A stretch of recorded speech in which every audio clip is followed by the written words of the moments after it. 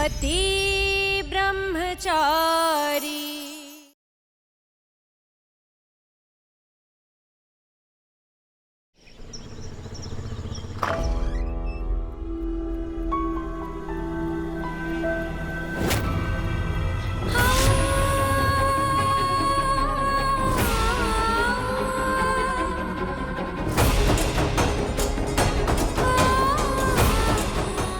सूरज, कोई तो बचाए, जो पापा जी को बहुत परेशान कर रही है और जिसकी वजह से पापा जी तुम्हें रोक रहे हैं।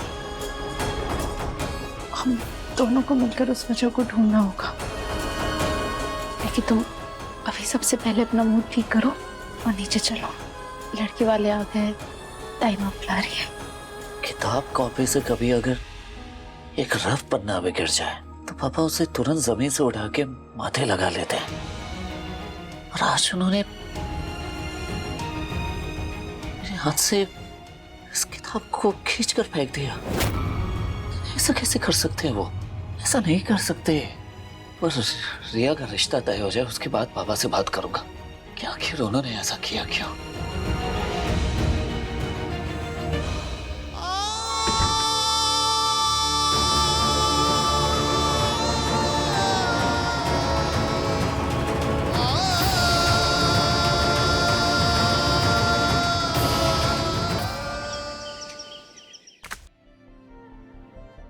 क्या ऐसा कहा पापा ने? ये पापा को अचानक क्या हो गया? हाँ बेटा, कुछ समझ में नहीं आ रहा है उनके मन में क्या चल रहा है। पता है, आज रिया के लिए एक और रिश्ता लेकर आए। तो हो सकता है कि वो रिया के रिश्ते को लेकर परेशान हो और भैया पर बरस पड़े। मगर हाँ, इस तरह अपना गुस्सा भैया की आईएएस की पढ़ाई को रोककर निकालना गलत बात है। ताईमा, मुझे लगता है पापा के इस बिहेवियर के पीछे ना कोई और रीजन है। काव्या बहू, सब्जी लेकर आना। अच्छा ताईमा, मैं आपको बाद में फोन लगाती हूँ। हाँ।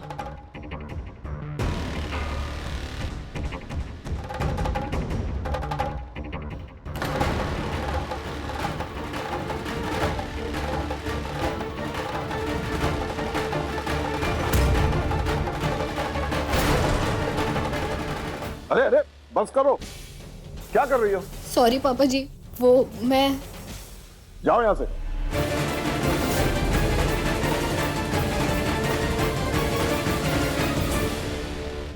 अनुराग, ये उस पार्क वाले प्रोजेक्ट की फाइल है। गवर्नमेंट से प्लांटेशंस के लिए हरी झंडी मिल गई है। तुम इस फाइल को अच्छी तरह पढ़ो और सारे कानूनी दस्तावेज समझ के काम शुरू करो। लेकिन पापा, इस प्रोजेक्ट पे तो मैं काम कर रहा था।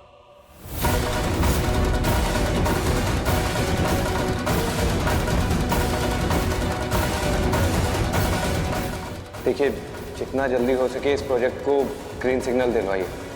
Thank you. हाँ, इस प्रोजेक्ट के सारे फैक्ट, सिचुएशन सब मुझे अच्छे से पता है। मैं प्रोजेक्ट बहुत अच्छे से हैंडल कर सकता हूँ। अनुराग, मुझे उम्मीद है कि इस प्रोजेक्ट को तू जल्द से जल्द शुरू करेगा और मुझे निराश नहीं करेगा। पापा, ये प्रोजेक्ट मेरा आइडिया है। ये मेरे दिमाग, मेरे डिजाइन से बना है। इवन इसे ग्रीन सिग्नल दिलाने के लिए मैंने अपने कॉन्टैक्ट, अपने सोर्सेज यूज किए हैं। और आप ये प्रोजेक्ट मुझसे लेके, पापा आप ऐसे कैसे कर सकते हैं? तो मैंने कब इनकार किया? कब इनकार किया मैंने? लेकिन उस वक्त जब तूने काम किया था ना, उस वक्त तेरे लिए काम सबसे ऊपर था, बीवी नहीं। जा जा, तू अपनी बीवी को संभाल। काम धंधा तो मैं और अनुराग मिलकर संभाल लेंगे। जा, क्योंकि ये है इस घर का असली मर्द। जा, तू अपनी उस बदसूरत बीवी की गुलामी कर। समाज सेवक बन, समाज सेवक। जा, तेरी बीवी की आंखों में आंसू होंगे। जा, उसे कहीं घूमने लेके जा, खाना वाना खिला।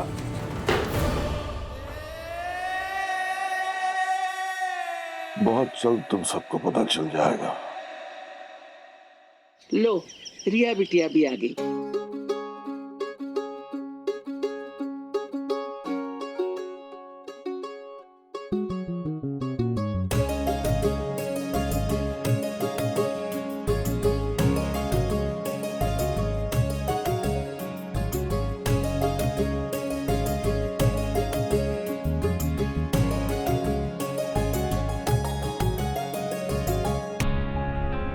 अरविंद भाई साहब, आपका बेटा सूरज क्या करता है? जी मैं आइए। नहीं मतलब कुछ खास नहीं, जो काम मिल जाए वो अपना खर्चा निकाल लेता बस।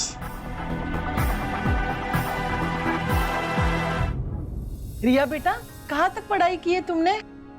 और तुम्हारी हॉबीज क्या क्या है? मैंने अपना ग्रेजुएशन आर्ट और फैशन डिजाइनिंग में किया है और मुझे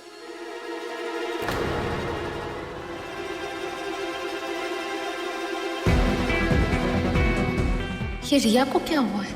ये तो कितना कॉन्फिडेंट हुआ करती थी, पर आज ऐसे। रिया रिया क्या हुआ? तुम्हें लड़का नहीं पसंद क्या? तो तुम मुझे बता सकती हो, मैं पापा जी से बात कर लूंगी। नहीं भाभी, मैंने आज तक लाइफ में खुद के लिए जो भी डिसीजंस लिए मैं सब में फेल ही हुई। इस बार मैं अपने बड़ों का कहा मानना चाहती हूँ। चाचा जी जो कहेंगे मैं वही करूँगी। रिया, लेकिन शादी के बाद तुम्हें लड़के के साथ पूरी जिंदगी बितानी है, तो मर्जी भी तुम्हारी होनी चाहिए ना। तुम कहो तो लड़के से एक बार अकेले में बात कर लूं। नहीं भाभी, उसकी कोई जरूरत नहीं है। सच में ऐसा कुछ नहीं है। देखिए, अगर आप दोनों को अकेले में बात करनी है तो आप जा सकते हैं, है ना? इसकी कोई जरूरत नहीं। अरविंद सर ने मुझे रिया के काबिल समझा, यही मेरे लिए बहुत बड़ी बात है। मुझे रिया पसंद है।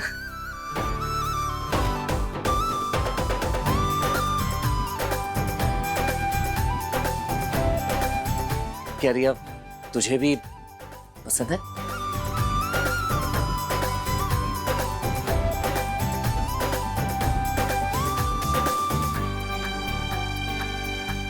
लड़का लड़की ने एक दूसरे को पसंद कर लिया तो हम रिश्ता पक्का समझे।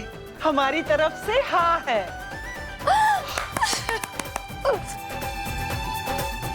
अरविंद भाई साहब, आप जरा लेन देन और व्यवहार की बातें हो जाए।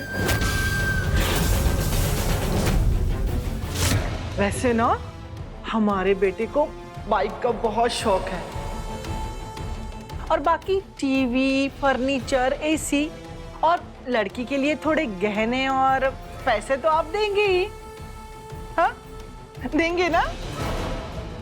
लो, कर दी इन्होंने भी रिश्ता तोड़ने वाली बात। चाचा जी दहेज के सख्त खिलाफ हैं। ये रिश्ता भी टूट जाएगा बाबू। हाँ बाबू, इतनी मेहनत से इतना सारा नाश्ता बनाया था, बाहर से मिठाई आई थी, सारा पैसा गया पानी में। माफ कीजिए, हम दहेज देने के बिल्कुल खिलाफ हैं।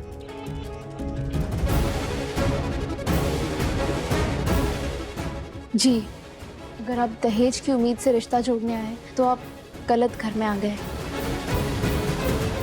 एक मिनट, जब बड़े बात कर रहे हो तो छोटों को बीच में बोलने की जरूरत नहीं है। अरविंद भाई साहब, फैसला आपका है। बाइक तो देनी ही होगी। बिना दहेज के बहू घर लेके जाएंगे तो दोस्त तो मेरे बेटे ही पे लोग निकालेंगे ना। बिना दहेज के हमें भी समाज में उठना बैठना है, जवाब देना है। बिल्कुल सही कहा आपने जी। जी कोई मर्सिडीज या BMW नहीं मांग रहे आपसे, एक बाइक मांग रहे हैं, वो भी इसकी सगाई के लिए। बाइक का ध्यान रखने में ऊंच नीच हुई तो चलेगा, लेकिन मेरी बहन का ध्यान रखने में जरा सी भी 19-21 हुई तो नहीं चलेगा। आप लोगों को शर्म नहीं आती? अरे लड़का ब्याहने आए या बेचने, और अगर सौदेबाजी करनी है तो किसी मंडी या बाजार में जाइए। यहाँ नहीं, ये शरीफों का मोहल्ला है, शरीफों का घर है। और आपको ये बात मालूम होनी चाहिए कि दहेज लेना और देना दोनों जुर्म है। बस बहुत हो गया सरला जी, यहाँ हम अपनी बेइज्जती करवाने नहीं आए हैं। अरे थोड़ा बहुत लेन देन तो सब जगह चलता है। मुझे लगता है ये आपके देवर जी है ना, आपके बेटी को जिंदगी भर घर पे ही बिठा के रखेंगे। चलिए जी, हमें यहाँ नहीं रुकना है बिल्कुल। ये पर्दा सीधा डांस बार के अंदर खुलता है। अब फैसला आपको लेना है। सूरज IAS बनेगा या रिया बार डांसर। हमारा परिवार दहेज के बिल्कुल खिलाफ है। आप लोग यहाँ से जा सकते हैं। चलो बेटा, चलते हैं यहाँ से। रुकिए, इस घर का बड़ा मैं हूं। रिया की शादी आपके बेटे से होगी या नहीं, इसका फैसला भी मैं ही करूंगा। हमें आपकी सारी मांगें मंजूर हैं।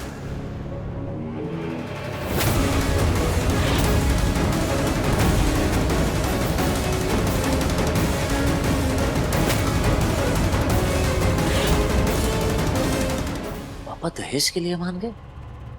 पापा जी पर जाओ बेटा, अंदर से मिठाई लाओ, रिया का रिश्ता पक्का हो चुका है। पर पापा जी मेरी बात सुनिए। सुना ना देवर जी ने क्या कहा? जा, जल्दी से मिठाई लेके आ जा।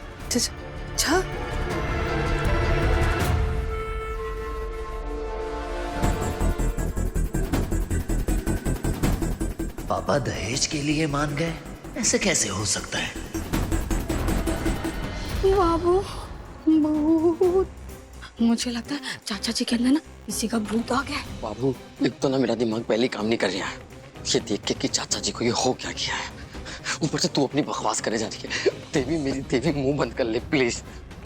बकवास नहीं कर रही, पक्का बता रही। या तो चाचा जी ना भूत के वश में है या फिर ना इस उम्र में ना छठी आ गए। भगवान के लिए ना तू अपना मुंह बंद कर ले और उस पर तक लगा के चाबी कहीं फेंक दे। मम्मी कसम, अभी अभी मेरी बहन का रिश्ता पक्का हुआ है। अब तूने उस पर कोई नजर मत लगा दे, मान जा यार प्लीज बाबा।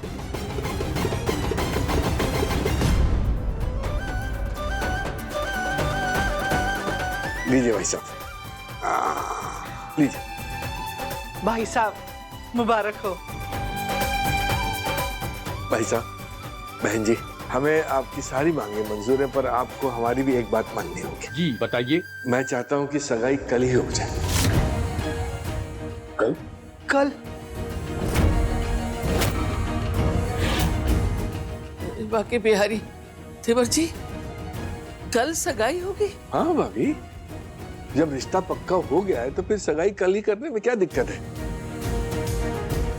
अरविंद भाई साहब, हम लड़के वाले कल सगाई के लिए आ जाएंगे, लेकिन आप एक दिन में सारी तैयारी कैसे करेंगे? मेरा मतलब है बाइक और सारी चीजों का इंतजाम। सब हो जाएगा, मैं जुबान देता हूँ। पर पापा, मैं बात कर रहा हूँ, बीच में मत बोलो। ये बच्चे भी ना आजकल छोटी छोटी बातों में एकदम घबरा जाते हैं। ठीक है भाई साहब। भाई साहब नहीं, अब हम समझे हैं। तो तय रहा समझी जी, हम कल आते हैं। जी।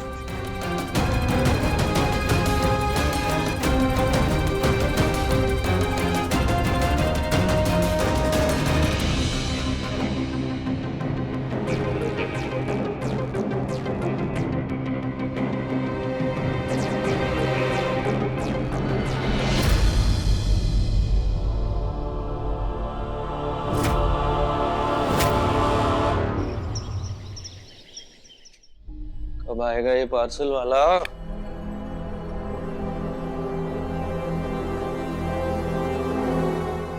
आरव, ये क्या मंगवाया आपने? वो मेरा पुराना लैपटॉप खराब हो गया था ना, तो नया ऑर्डर किया। ओ हाँ, अच्छा। सर आप पेमेंट कैसे करेंगे, कैश या card? Card.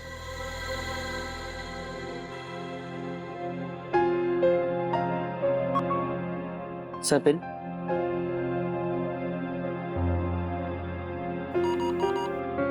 Thank you. Sir आपका कार्ड डिक्लाइन हो रहा है। क्या? एक बार फिर से ट्राई करो। Sir pin?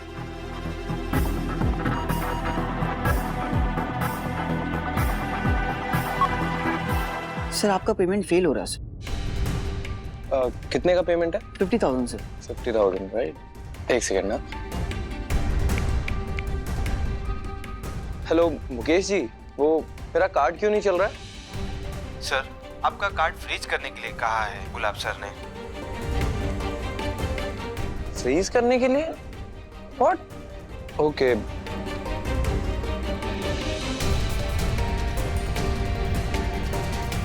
आप एक काम कीजिए, ये वापस ले जाइए। क्या हुआ, कुछ प्रॉब्लम है सर? नहीं नहीं, मैं बाद में ऑर्डर कर लूंगा। नहीं, सुनो, एक मिनट। आप ये ले लीजिए। आरव, आप ये पैसे ले लीजिए और लैपटॉप लीजिए। नहीं काव्या, ये तुम्हारी सेविंग्स है, मैं यूज नहीं कर सकता। आरव, पति पत्नी के बीच में कुछ भी मेरा तुम्हारा नहीं होता है, जो होता है दोनों का होता है। लेकिन काव्या, मैं प्लीज ये पैसे लीजिए।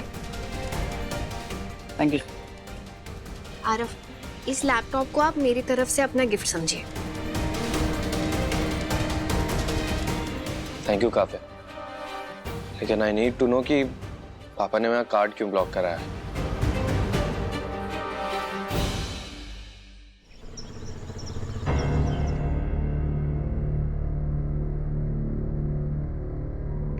पापा जी, मुझे आपसे बात करनी है। अभी बेटा मैं बहुत जल्दी में हूँ। वो बैंक बंद होने से पहले मेरा वहाँ पहुँचना बहुत जरूरी है और उसके बाद भी बहुत सारे काम है। हम आराम से बाद में बात करते हैं। नहीं पापा जी, मेरे सवालों का जवाब दिए बिना मैं आपको कहीं भी नहीं जाने दूंगी। आप दहेज देने के लिए कैसे तैयार हो गए? हाँ, मैं तैयार हो गया क्योंकि मैं समझ चुका हूँ कि अगर समाज में रहना है तो समाज के नियम मानने पड़ेंगे। और वैसे भी ये जो मैं दे रहा हूँ अपनी बच्ची को, वो कोई दहेज वहेज नहीं है, वो तो तोहफा है। तोहफा जो मैं अपनी खुशी से अपनी बच्ची को दे रहा हूँ। बात खत्म। पापा जी, मेरे पापा जी, जिनका नाम मास्टर अरविंद सिंह है, जो अपने उसूलों के आगे किसी को नहीं आने देते, जो दहेज के सख्त खिलाफ है, आज दहेज को तोहफा मान रहे हैं। पापा जी, मैं जब से इस घर में आई हूं ना, आपने हमेशा मेरे मन की बात मेरे कहे बिना समझी है। हमेशा मेरी हिम्मत, मेरी प्रेरणा रहे आप। आपसे ज्यादा आदर्श व्यक्तित्व मैंने किसी का नहीं देखा। पापा जी, क्या हुआ है? ऐसी कोई बात है जिसकी हमें खबर नहीं है और आप अकेले जूझ रहे हैं? क्योंकि रिया की शादी की आपको इतनी जल्दी है कि आप दहेज के लिए तैयार हो गए। आप जानते हैं ना कि दहेज का परिणाम हमेशा अच्छा नहीं होता। पापा जी, क्या रिया ने कुछ, मेरा मतलब है कि रिया ने ऐसा क्या किया है पापा जी कि आप अपने असूलों को नजरअंदाज करने के लिए राजी हो गए? अरे तो मतलब कहाँ की बात कहाँ ले जा रही है बेटा? मैंने बहुत सोचा इसके ऊपर, सच कह रहा हूँ, बहुत सोचा। अच्छा, एक बात बता मुझे, सूरज की बाइक पर कोचिंग क्लास आने जाने में तुझे आसानी होती है ना? वैसे ही रिया के हस्बैंड के पास अगर बाइक होगी तो रिया के लिए भी आसानी होगी, है कि नहीं? और रही बात जल्दी की, तो लड़का अच्छा है, प्रोफेसर है, सरकारी नौकरी है, खानदान अच्छा है, व्यवहार का अच्छा है, मैं उसको बहुत सालों से जानता हूँ, इसलिए मैं ये शादी करवा के रहूंगा। और ऐसा है ना बेटा कि बेटा अगर बाप के कंधे से ऊंचा निकल जाए तो बाप के बोझ बांटता है, उसके सपने पूरे करता है। लेकिन ये इसके भरोसे तो नहीं रहा जा सकता ना। पहले ये आईएएस बनना चाहता था, फिर गुंडा बना, फिर तेरे कहने पर ये पाव भाजी का स्टॉल इसने खोल दिया, वहां गड़बड़ हो गई तो फिर गुंडा बन गया, अब फिर आईएएस बनने का भूत सवार है इस पर। ये सब 4 दिन की नौटंकी है, ये पढ़ाई, ये किताबें, बनना आखिर इसे गुंडा ही है। इसलिए अपनी बेटी की शादी की चिंता तो इस बाप को ही करनी होगी ना। पापा जी, सूरज इस बार सच में अपनी जिम्मेदारी उठाने के लिए तैयार है। वो पूरे मन से पढ़ाई कर रहा है। पापा जी, मैं आपको कह सकती हूँ कि वो इस बार बिल्कुल भी नहीं बदलेगा। आप मुझ पे तो भरोसा कर सकते हैं ना? हाँ, प्लीज।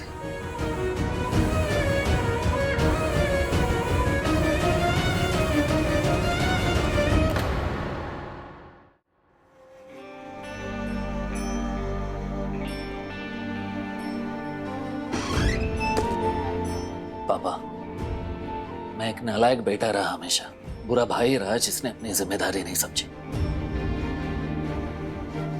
लेकिन एक बाइक की जिम्मेदारी तो उठा ही सकता हूं ना। कुछ सेविंग्स है मेरे पास, मैं बाइक का इंतजाम कर दूंगा। ये अरविंद सिंह आज भी तेरी गुंडागर्दी की कमाई का 1 रुपया तक नहीं लेगा। एफडी है, तोड़वा लूंगा, बाकी सारा इंतजाम लोन से हो जाएगा। अब ना मुझे आईएएस बनना देना चाहते हैं, ना गुंडे की कमाई लेना चाहते हैं, तो आखिर आप चाहते क्या हैं पापा?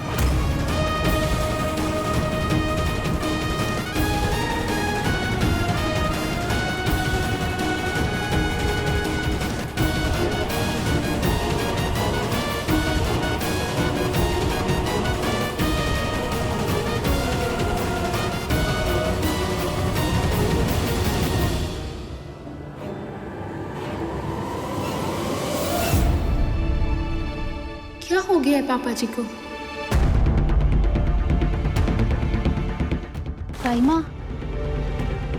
ताइमा, आपको नहीं लगता पापा जी जो पूरी जिंदगी सूरज को आईएएस बनता देखना चाहते थे, अब वो चाहते ही नहीं सूरज आईएएस बने। दहेज जो उनके उसूलों के खिलाफ रहा है हमेशा से, लेकिन रिया की शादी की उन्हें इतनी जल्दी है कि वो दहेज के लिए भी मान गए। कहीं कोई ऐसी बात तो नहीं जो वो हमसे छुपा रहे हो? पापा क्या है? आइए बैठिए, मैं आपको बेंच छोड़ देता हूँ। पापा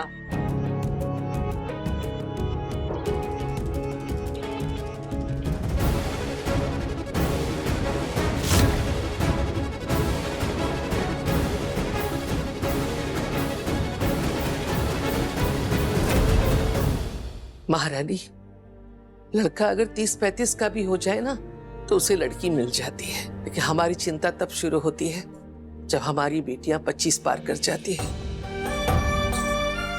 रिया अगले 2 महीने में 25 की हो जाएगी और उसका रिश्ता इतनी बार टूटा है कि लोग और पड़ोसी सब उसके बारे में बात करने लगे हैं। जैसे जैसे उसकी उम्र बढ़ती जाएगी दहेज की मांग भी बढ़ती जाएगी और यही चिंता देवर जी को सताई जा रही है।